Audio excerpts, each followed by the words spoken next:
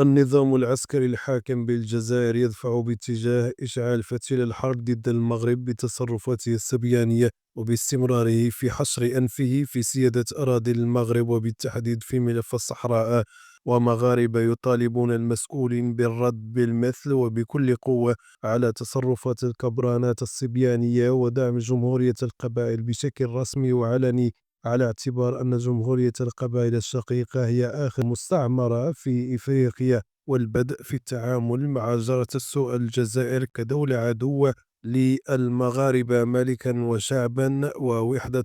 أراضيهم. وتقرير استخباراتي بريطاني يكشف بأن الجزائر تعيش على واقع التصدع والشرخ الحاصل بين الرئاسة الجزائرية والجيش، وتسجيل هذا الأخير ما يسمى بالدولة العميقة التي تهيمن عليها دائرة الاستعلام والأمن برؤوس قديمة، والتي تعكس عدم رضاهم عن الرئيس الحالي للدولة عبد المجيد تبون. التقرير الاستخباراتي البريطاني الذي أصدرته شركة ميناس أسوسييتس المتخصصة في التحليلات الاستراتيجية والسياسية كشف على أن الجزائر تواجه جملة من التحديات السياسية والتشغيلية داخليا بالموازاة مع التردي الأمني والاقتصادي الذي بات يشكل مصدر قلق متزايد في البلد، ويضاهي واقع التراجع المسجل على مستوى العلاقات الخارجية مع عدد من الدول بما فيها دول الجوار.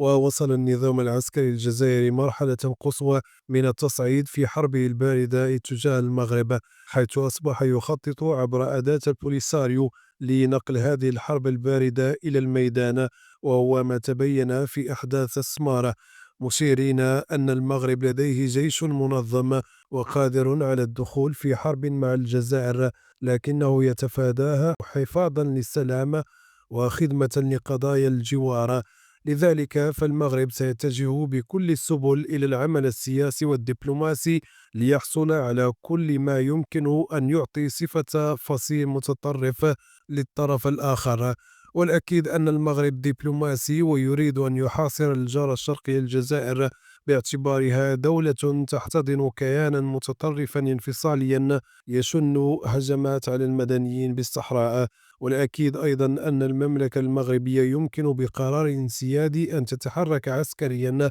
كلما مس الأمر بسيادتها وبأراضيها، خصوصا بعدما صار الحلم الجزائري بالحصول على واجهة متوسطية طموحا صعب المنال بعد الخطاب الأخير للملك المغربي العاهل الملك محمد السادس بمناسبة ذكر المسيرة الخضراء.